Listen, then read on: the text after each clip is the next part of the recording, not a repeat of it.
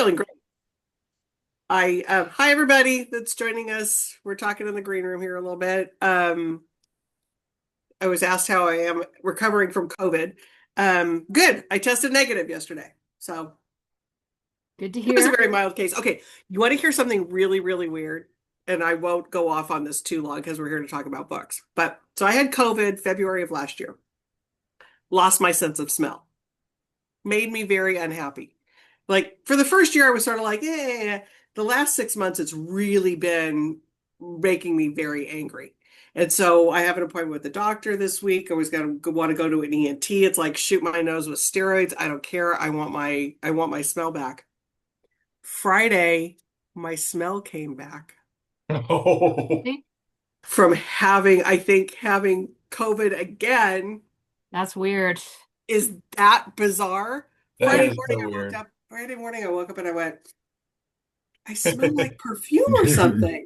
And then I was like, oh my God. Because I've been doing the like therapy where you like stick essential oils up your nose. And I would stick eucalyptus up my nose and not smell a thing for like the last 6 months. And then Friday, all of a sudden, I was like, oh my God. I think getting COVID again did it. Julie, once I this is reminding me of once I had a car in college.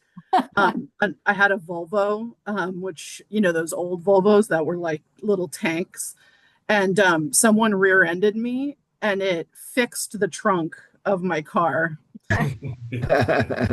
It like wasn't opening, and then someone rear-ended me, and it started opening again. I swear to God, that's what happened. I was just like, and it's bad. Weird science. Weird science. I Well, mean, I was thinking it was like a little bit of a fluke. I was sort of like, maybe this is just because it would come like over the last year, like every once in a blue moon, I'd have like a 3 or 4 hour window where it was back and then it'd go away again.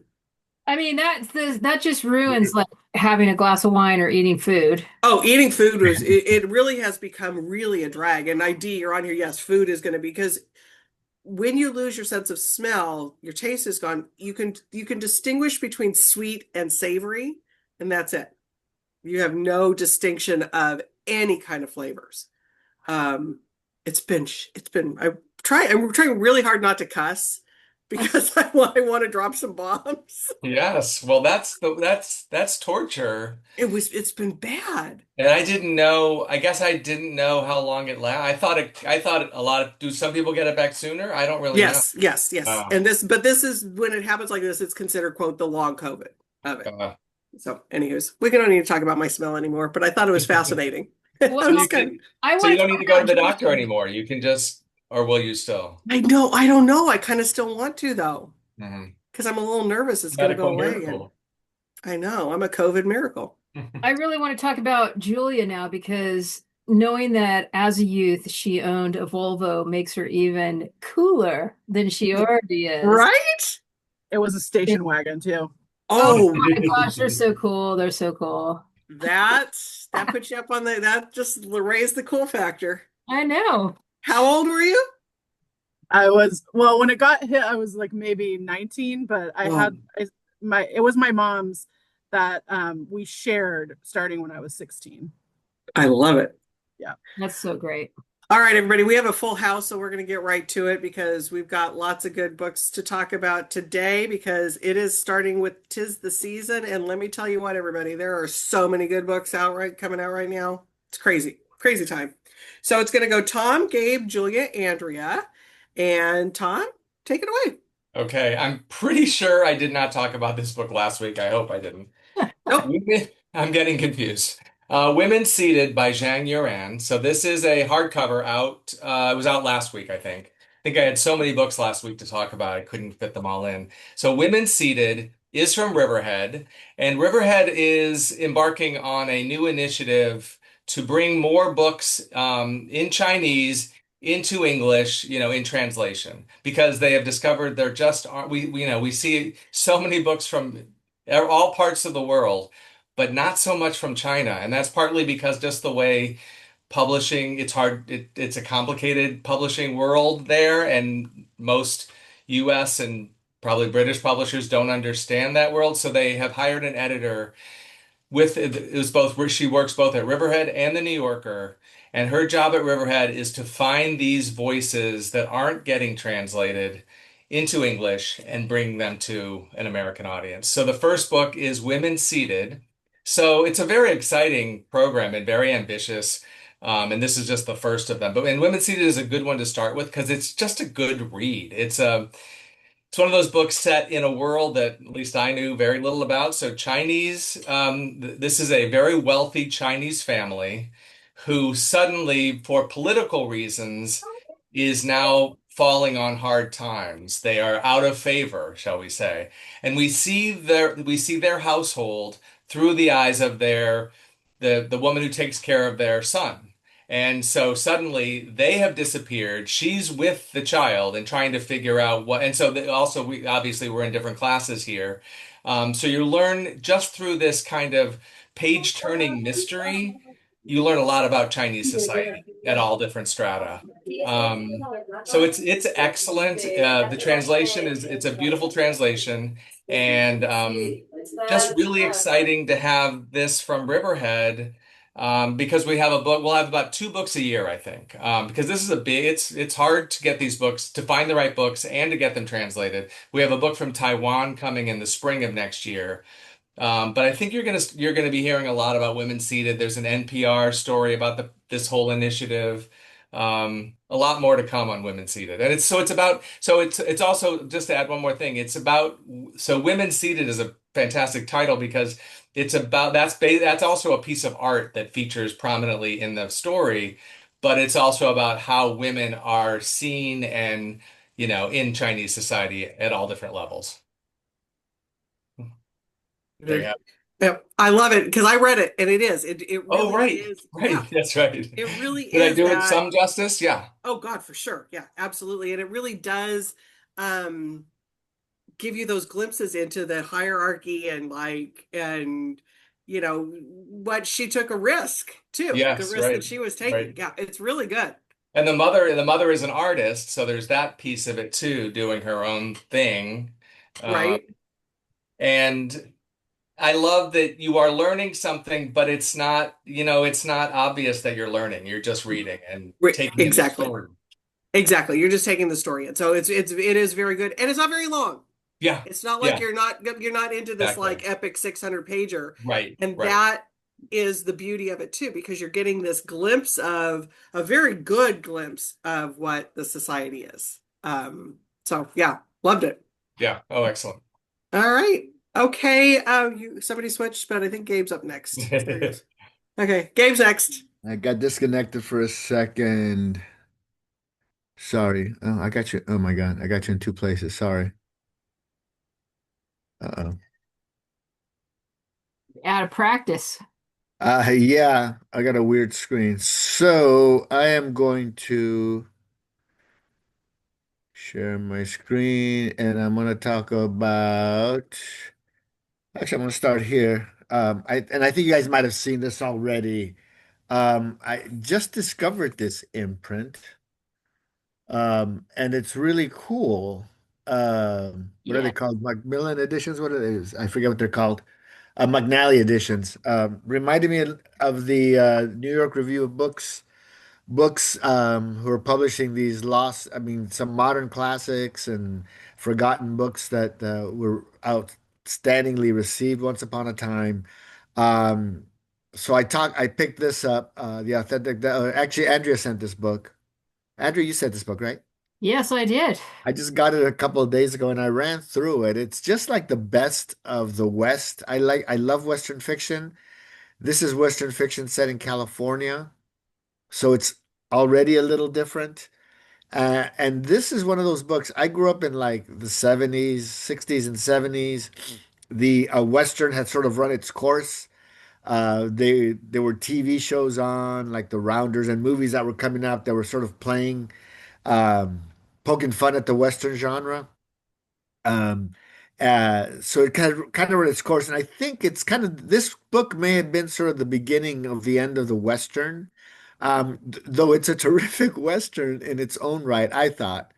But it's kind of the antithesis of a Western novel in its sentiment. It really Charles Needle really makes a point of the absurdity of, interestingly, as white men doing stupid things with guns. And that's almost the underlying premise of this book in a way. So it's, it's what, 240 pages, it's not even 200 pages. It packs a punch. It opens your eyes. If you're a fan of westerns in the traditional cowboy shoot 'em up, I think this will be terrific. If you like smart, I mean, more a smart read that doesn't talk down to you and explores this genre and this history at the same time and our culture. So it's a really rich novel, 190 pages, whatever it is, and it'll get your brain working. There's just so much to talk about in this novel. I mean, we could spend, it's a great, I think, a book club conversation can be had with this book. Like, so much to talk about culturally, historically, and then what is going on with here. I put a quote by Sam Peckinpah on the cover here, but yeah, it's all it's in a way, I don't want to overuse the Cormac McCarthy. It's not uh Blood Meridian, and absolutely not, and it's not All the Pretty Horses, but it's somewhere in the middle, but a substantial middle. Anyways, Yeah. check it out. It's paperback original. They're not terribly expensive. They got French flaps. The designs are really great. So Yeah. check it out. I'm so happy that you like this as much as I do. I think that it falls somewhere between, and I mentioned this because I just talked about this, so I'm happy that you're echoing like your enthusiasm, but I think it falls between um Steinbeck and McCarthy in terms of like where it But the sits. setting, Yep. yeah, it's like it's a different Western setting that we're used to. It's not Montana, it's not Colorado, Yeah. Texas, it's Yeah. California. And also, it just happens to fall in between Steinbeck and McCarthy in terms of time, the time that this book was published. And I I really think that this book, I mean, it should have never gone out of print, and I'm so happy that the McNally Editions has brought it back because it's dynamite. And it looks like Tom's okay. Just a Thank little you, Andrea. This is an all Henry Jones podcast. I was just gonna say everybody's talking. Anybody's talking about Yes. it. I'm gonna give a quick caveat. I'm sitting right outside the children's department, so if you hear some like background noise, some people are having some fun out here. Well, that's good. That's good. I know like that people are talking and having fun in a bookstore. they are having fun in the bookstore. That's for sure. So Kim's on here and she goes, "How does Henry Jones compare to the Virginian?" Does anybody want to tackle that? I've never read the Virginian. Yeah, me neither. You So, All know, right. So this might be we're going to go back and reread some stuff as if we all have time to do that. But I kind of love, that's what I love about like the New York Review of Books. I love these things that are brought back in Yeah. like Stoner. When they brought Stoner, it's Yeah. just like, who would have read Stoner? But it's just like, oh my God, if you haven't read Stoner, you got to read Stoner. And I love the packaging that they do. Yeah, All of them have, when they bring these back, they do it in such a great way. All right, Gabe, you froze up on us, so sorry about that. sorry. Okay, Julia, up to you. All right. Well, my first one is kind of an escape. Maybe it's a little bit of almost a fall book, because it's got that kind of vibe about it.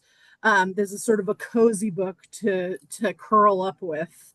It's called The Seven Miracles of Beatrix Holland, and it's like romantasy adjacent in that it's there's not really a romance in it, and there's not really fantasy per se. It's a little bit magical realism, and it's a little bit of like a sister and friend book rather than like an out and out like romance. But this book is so charming and so delightful that I must bring it to your attention that it's coming out today. It takes place, it's sort of a combination of like hocus pocus and practical magic. So if you're a fan of those two movies, you will definitely like what's happening here. And it takes place on Whidbey Island in Puget Sound. So it's got that very rainy sort of, um, you know, uh, not a lot of sunlight coziness. But it's just a delightful novel about these sisters and like they are sort of uh, one of the sisters gets this psychic reading and says that she has seven miracles coming her way and also her death. And then her the she like starts to experience these things and then her sort of family magic bonds start to come out of the woodwork. So it's just like a really honestly like it's I mean much like practical magic, it's got some darkness to it, but it's also fun and it's also like this kind of rainy, Pacific Northwest vibe. Just like a fun book to sit down with. So that's The Seven Miracles of Beatrice Holland. I love it, and it's the perfect time of year for it. We're heading into the fall, and I mean, I turn on Practical Magic it's the start of my fall. Yeah, I feel like totally. And the second one is coming. I know, I can't wait. But I also think it's like one of those ones that's like, I'm not like saying you got to go out and buy it or read it right this second. Like maybe you could buy it and then when it becomes fall A little weather more, where right. you can, cozy up with it. Yep, So. I love it. Yeah, it is. And I love anything that even is reminiscent of Practical Magic. You got me. Sure. You got me. Who doesn't? I know. Okay, Andrea, and we're going to keep going on mute because the fun is ensuing back here. So, okay, Andrea. Thanks so much. I to answer the question about the Virginian, I just looked up the description of it, the novel, not the TV series, because of course there would be some deviations. But I think that the authentic death of Henry Jones is definitely a bit darker than the Virginian, even though there is, I hear like a fatal shootout. Sorry for the spoiler, everyone, but I think that this it's really a commentary on like the Virginian was written in 1902 and it launched the later careers of people like Zane Grey and Louis L'Amour and those sort of romanticized westerns, whereas the Charles Neater Authentic Death is a commentary on the tropes and stereotypes of the Western ideal. So I hope that answers your question. And I want to talk about Backstage Stories of a Writing Life from Donna Leone. This is out. Let me see. Let me look at my notes. It's out next week, but I have a lot of books to talk about next week. And there is no hard and fast street date on this. So you can pick this up right now. There's a big stack at Warwick's. And this is basically essays and some short anecdotes about Donna Leone's fabulous life and varied and adventurous life that she wanted to continue. She's written a memoir before, but this is just like focusing on her writing life and also talks about the origins of her Venetian long-standing Venetian mystery series. So I think people are really going to be into this. And it talks about the roots of all of the characters in the Brunetti series set in Venice. And I mean, I don't know if I've mentioned this on Tea Time before, back when I talked about her memoir, but She was a teacher teaching English when everything went down in the 70s during the Iranian hostage situation. She was stuck behind, I mean, the borders closed, and she was stuck behind the Iranian like border, and basically had to get smuggled out. Um and You get away from me to make She made it, obviously, and thank goodness, because we now have something like 40 Brunetti mysteries because of it. But that's just one of the things that happened. She grew up in New Jersey, and it's crazy to think that she grew up in New Jersey, considering how she's so, you know, like so continental, really. Like her vibes, like, you wouldn't think that she grew up in New Jersey, and has like spent like the bulk of her adult life in living in Europe. But anyhow, I think this is going to do well. Of course, it's going to get reviewed widely, so you're going to see this like reviewed in all the usual places. Great cover here. And so you'll see it, you'll see it right away on one of the front tables at Warwick's. Yep. Always Donna Leon's always rock solid. I did not know that about her being caught behind the border. That's crazy. Yeah. And then she's done things like, when she was young, snuck into operas. She's a huge opera fan. Like snuck into operas that she didn't think she could get into by like there was construction happening, and she shimmied across a board like, 3 stories up to get into another building, like through like, different windows that were open. I mean, really something else. I love it. Love Yeah. it, love it, love it. Lori, thank you for watching the interview with Virginia Evans, with the correspondent. We had so much fun with that interview, and Mary, I thought our bookseller did a great job. And the spoiler section, there's not tons of spoilers, just little ones, but enough where it's just like it could have spoiled some of the ending for you. So, anyways, yeah, I'm glad you enjoyed it. Okay, Tom, back to you. Back. So I'm going to stay on with Riverhead right now. So then this is new from Riverhead. It's called Ruth by Kate Riley. It's out tomorrow, and it is getting some of the best reviews of the year for any of the books I've sold. And it's really incredible. So this is a book. It's a first novel. Very anecdotal. You're not going to read this book for plot. It's based on the author's own experience as a young adult of basically she was searching for something. I don't think she was sure what, but she went to a religious community. I think it's the Anabaptists. I don't know a lot about the Anabaptists, but I think that's that's what the book is based on, is that her time in this community, which is basically dropping out kind of in a way, but into this religious community. And she's not sentimentalizing it. She's not demonizing it. You feel it's very immersive, and you feel like what it might feel like to be living as a woman in this situation. Um, so it's a really incredible act of, like putting the reader into her shoes. So you can't help but think of people like Marilyn Robinson. If you like the work of Marilyn Robinson, because this is a writer who is digging deep into, the meditation and religion in a way, but in a very highly literary way. So the reviews have been they came early, and a lot big ones. Dwight Garner that raved in the New York Times, he compared her writing to Ottessa Moshfegh, Sheila Heti, Elif Batuman, and Nell Zink. He called them this group of writers those possessors of wrinkled comic sensibilities rooted in pain. So both comedy and pain, I would agree.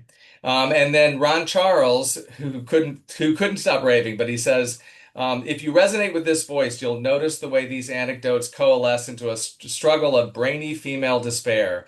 Indeed, Riley isn't afraid to show how humor curdles into sorrow. There's a point, after all, at which fermented wit is more toxic than intoxicating. Ruth's circumstances are certainly unusual, but her thwarted ambitions, her sacrifices for family and church, compose a melody as familiar as a melancholy old hymn. Riley's ability to plumb that slip of salvation is just one of this novel's many graces. So this is Ruth. It's unlike anything I've read in a long time and certainly sold. And it's going to be one of these books, these like little sleeper books that show up on lists. They're going to start showing up on lists as we head into the fall, and it's good to know about it now. And I love this cover, this the sheep.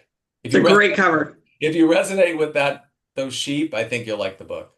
It's a great cover, and the book sounds really good. Yeah, it's Yeah, excellent. sounds really good. I haven't, it hasn't bubbled, so I need to get that one on my list for Yeah. sure. Okay, Gabe, what you got for us? I am going to discuss another paperback original from the same publisher, McNally Editions, Sakina's Kiss, paperback original. It's a book that Nancy just really loved. Um, and Nancy's a big proselytizer. Nancy likes a book and she like lets you know it. She's a huge reader. I had no idea what She's a a big great reader. she's a really good reader. So if Nancy recommends something, I'm gonna give it a look.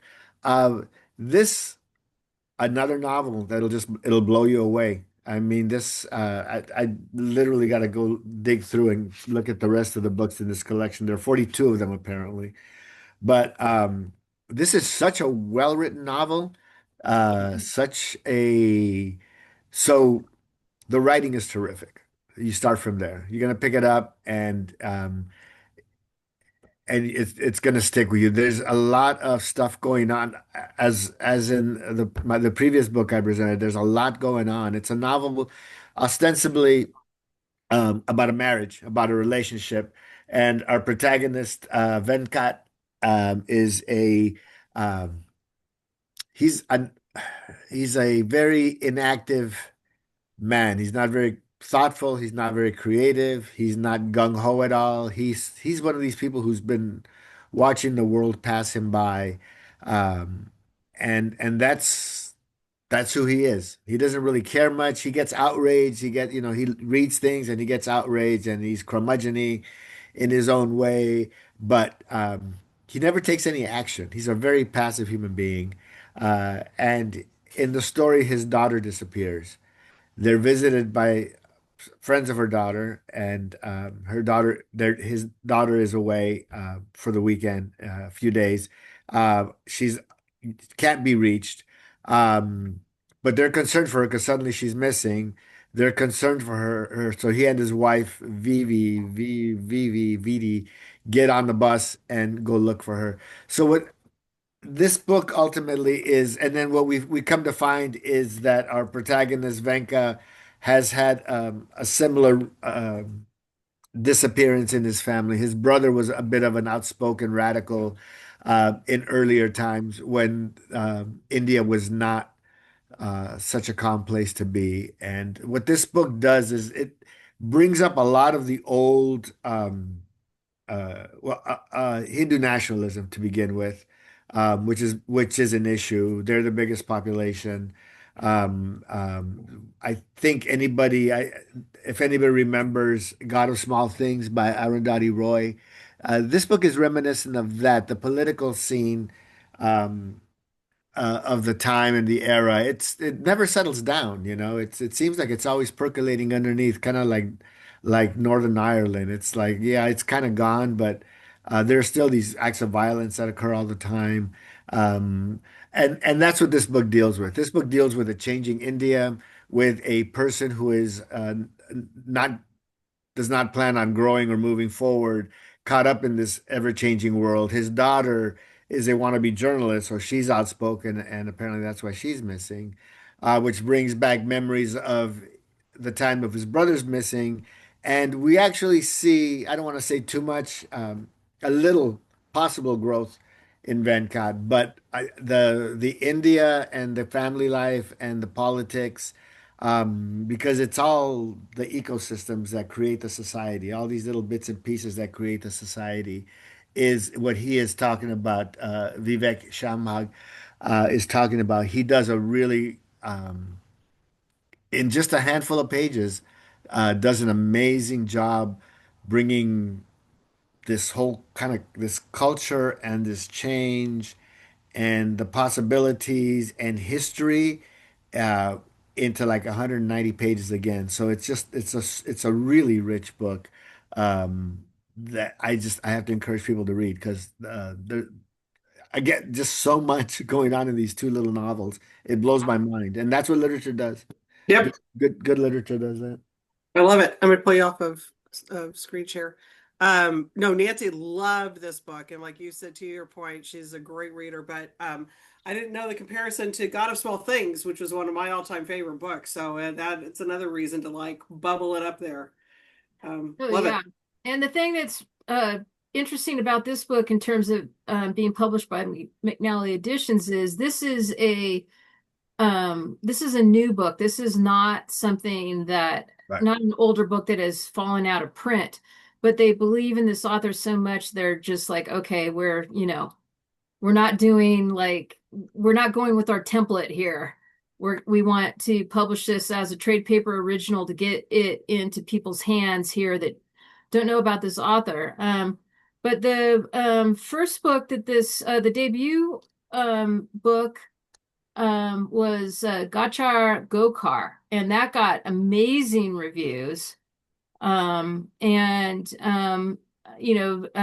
then the author has just like completely just gone to the top of the publishing world in India. I mean, is now being called the Indian Chekhov. Other early love it. readers has said, hey, not since Kafka has Yeah. like a writer created such terror and passion on the page, that sort of thing. So I'm really glad that you like this publishing program, and we are so It happy seems to have amazing. It seems amazing. okay. I mean, the first two offerings, I thought this was a debut novel actually, but they're again just so much meat on the skinny little bones of these books, and the quotes. It got to start PW review, but the quotes on this from Abre Geezy around the world are amazing. All the blurbs that Oh yeah.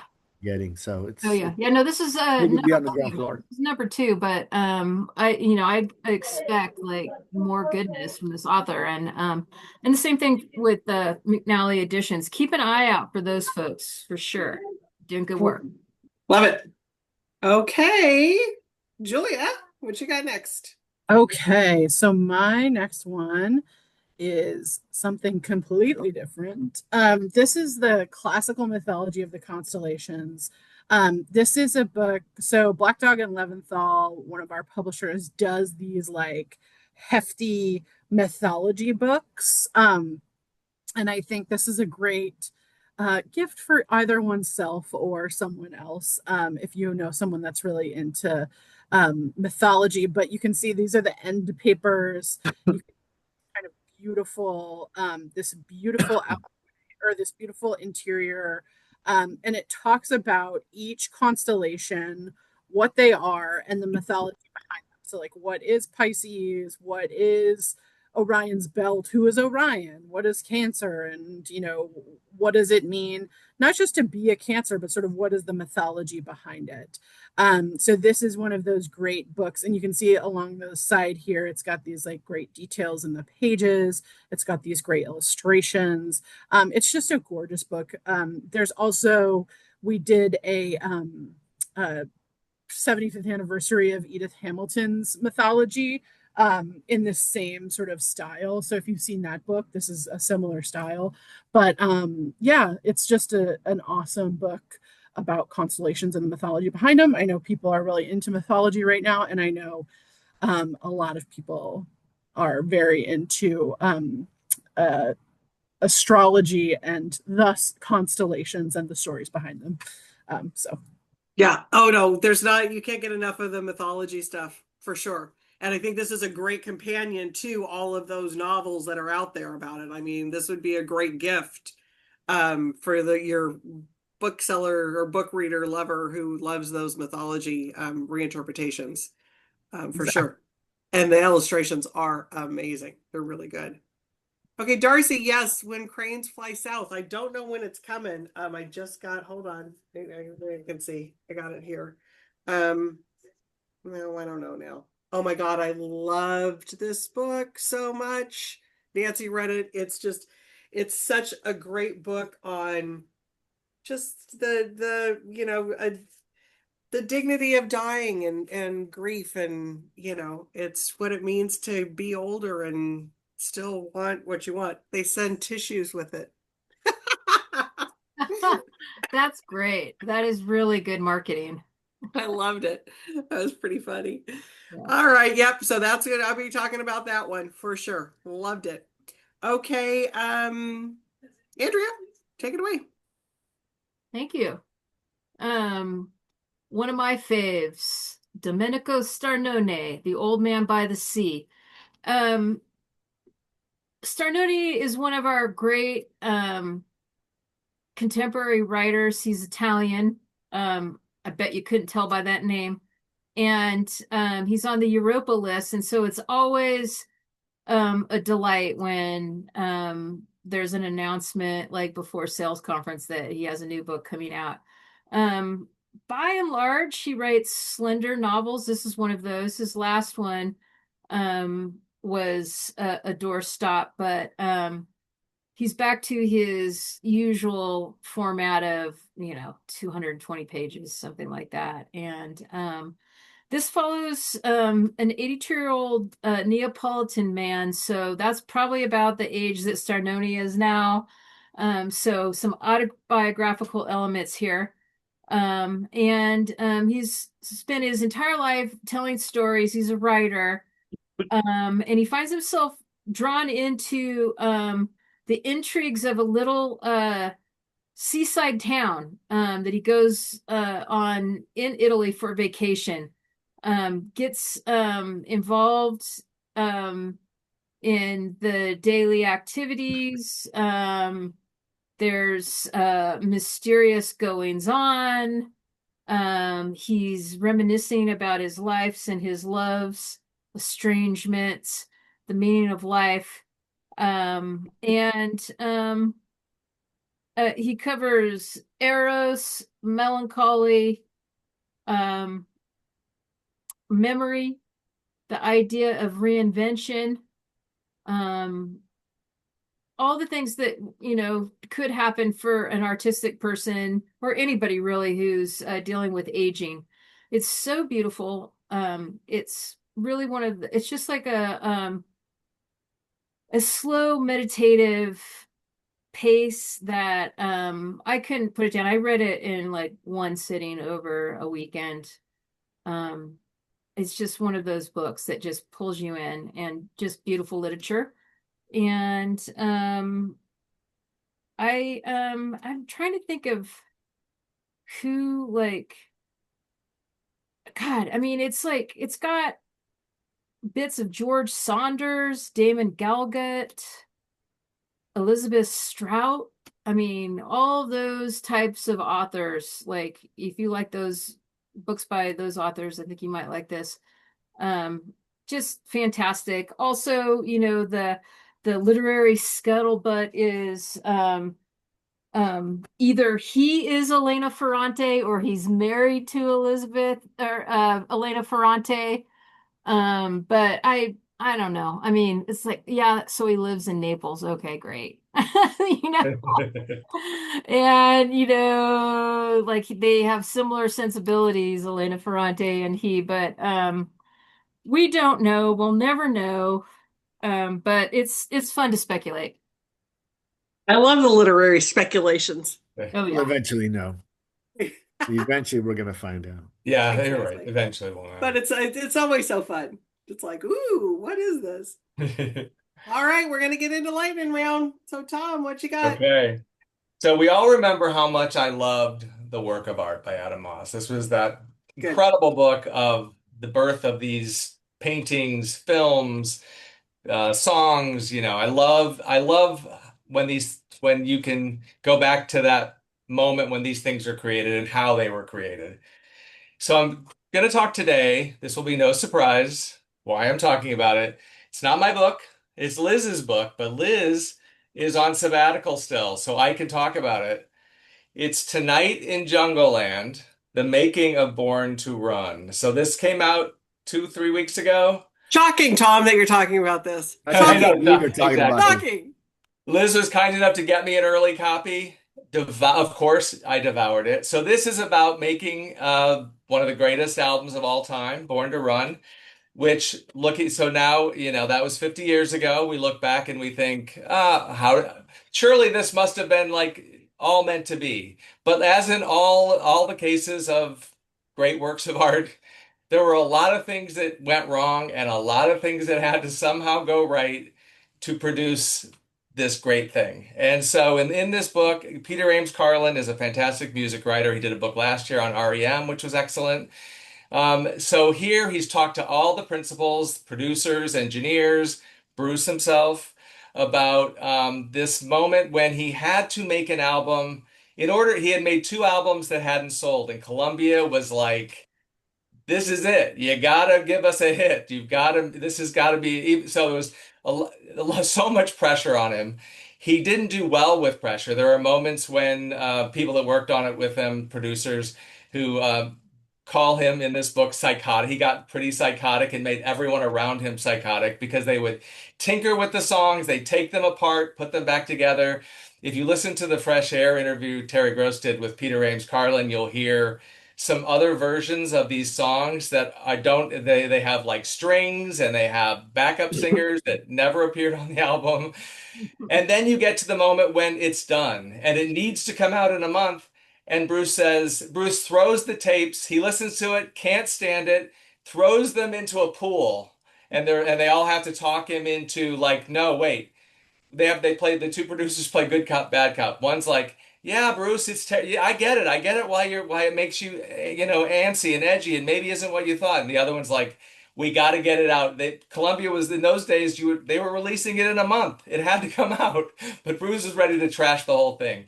So it is a great read if you're at all interested in the making of this great album. If you're interested in Bruce, if you want to prepare for this fall when uh, Springsteen, Deliver Me from Nowhere is released, one of the biggest pictures of the fall, The Making of Nebraska. You can prepare for it by reading Tonight in Jungleland. Do you have your tickets already? If I could buy them, I would have bought them, but I think they're not. I don't think they're on sale yet. But yes, Okay. trust me. Is your First opening place, day, yes. is your place in line safe? I've thought about flying to New York for the New York Film Festival where it's premiering in September. You I'm need not to going do to, that. Why not? but maybe I Bucket will. list. I'll Why keep you not? posted. Hey, you got to do it. Once in a lifetime, Tom. You got to do it. Exactly, I love exactly. it. So it's a great book. Liz, this is from Doubleday. I hope Love she it. talks about it also when she comes back. But in the meantime, that's Love mine. it. All right. Must Okay, have- Gabe. must Lightning. have What you got certain for lightning? generation. What's that? What you got for lightning? Lightning is quick, and kind of cliche at this point, but George Orwell's somebody's releasing a George Orwell hardback slipcase edition of the Animal House and 1984. So it's a nice slipcase edition, and then I would throw in Homage to Catalonia, which is another book by Orwell that he wrote in his anti-fascism, authoritarian age. So, I mean, Animal House. I don't know how many. A lot of people read it once upon a time. I reread it recently. Like during the first Trump term, I got really into fascism for some reason again, and I had this library. I grew up reading World War II stuff. So I went back and read School for Dictators by Ignacio Silone. I went back and read George Orwell's Animal Farm and 1984. And Animal Farm is like chilling. Animal Farm is a chilling little book. I've read a lot of these dystopic books. This is the one that bothered me the most. This is the one that I'm just sort of seeing. I'm seeing. Come to fruition and the calls coming from inside the house kind of thing. So I think it's time for I know everybody talks about it, and you're seeing all the memes on social medias, and a few people are picking up. I know we sell Farm and George Orwell pretty well at the store, but you really do have to start catching up with what's going on in the world, and these books I think make it pretty clear. You're talking about less than 100. I think both books are less than 100 pages. I mean, 1984 is a little longer, but not very long reads. Homage to Catalonia is about his time in his 6 months that he spent fighting for the Republic. He ends up criticizing the Republicans and the fascists in this book, and been a lot of discussion about um, the POV of Homage to Catalonia, but it merits a read. It's George Orwell. It is 6 months in 1936 to 37 in Spain, and uh, he wrote Animal Farm in 46. So there's a big gap, and he was obviously very interested in the politics of the time. And Animal House apparently was rejected by a number of American and English publishers. So always interesting the time when it was published. Anyways, that's my spiel for that one, and I'm done. We are the publisher of 1984 and Animal Farm. Farm. Yeah. Did I say Animal House? Did I say Animal House? News from now What on. is it? Julia kept correcting you in the chat. It's Correct like, me. But we have it might been, be talking about. it's terrible to say, but we have been rocking and rolling, reprinting those two books for the last 10 years, and this year is no exception. And there's a film about Orwell coming in the fall called 2 + 2 = 5, which is going to be a big release. It's a doc, but it's going to be a big important movie for the fall for obvious reasons. Yeah. And I love that Amanda picked up in the chat too, that Gabe, when you said, you've been into reading about fascism for some reason. I wonder why. I don't know. And the but idea of always a mashup between Animal Farm and Animal House. Somebody No. maybe Mayhem. I'm not sure. Mayhem. It was that was pretty Animal good House. actually. All right, Julia, You can tell when I grew up. rescue this. I know. I was like, Animal House. I think it might be A fascist brat. I don't know. fascist frat. I mean, one might argue that one leads to another, but shan't be me and shan't be this day. Okay, so my last one is Women of the Fairy Tale Resistance. This is by Jane Harrington. So this is such a cool book. The Forgotten Founding Mothers of the Fairy Tale and Stories That They Spun. So basically what this book talks about, and you can see it's also really beautiful. This is by the same publisher as the previous one. But this is about these women, and these are the women that actually wrote the fairy tales that you and I know. Many of them by people like Hans Christian Andersen. These women actually wrote them. And as you can imagine, when women wrote these fairy tales, they were a heck of a lot more subversive than they are under the tutelage of people like Hans Christian Andersen. And so they had to be rewritten so as not to provoke any unwanted, emotions, actions, what have you. So this is the story of those women who wrote these fairy tales, and it is also the story of what those fairy tales used to be. Talk goes into depth about, how these stories used to play out, how they used to end, the kinds of messaging that they were about.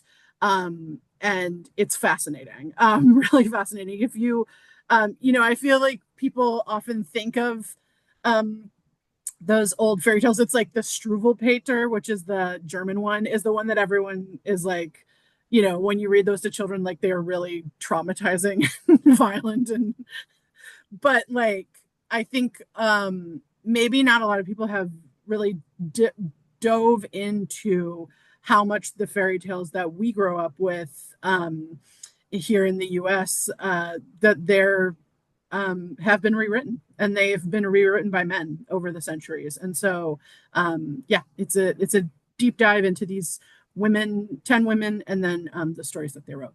So I love it, and it's a beautiful book too. gorgeous. Yeah. Gorgeous. No, Yeah. and like another perfect gift book, everybody. So Yeah. love it. Love, So. love it. Okay, Andrea, bring us home. Okay, okay. I am not ready to show my, sorry. Wow. Okay, sorry guys. Okay. Here you go. Sorry about that. The third book I want to talk about is Collateral Stardust by Nikki Nash. And this is a memoir from Little Sibylline Press. They're based out of the Bay Area, and it's a woman-run press. Our old friend, Vicky, okay, I'm gonna forget. I just forgot her last name. It's terrible. I am suddenly a mess. Vicky DeArmond, thank you. She ran Foghorn Press with some associates back in the day, and is now doing this gorgeous. I got to get out of here. I'm stopping to share. Okay, so she is running a really amazing new press that only publishes women who are 50 and older. And I think that you might be having an event for this book, if I'm not mistaken. Hey, you know what? When it came up, I was like, wait a minute. Yes, I think you I've are. been booking way too much stuff lately. Yeah.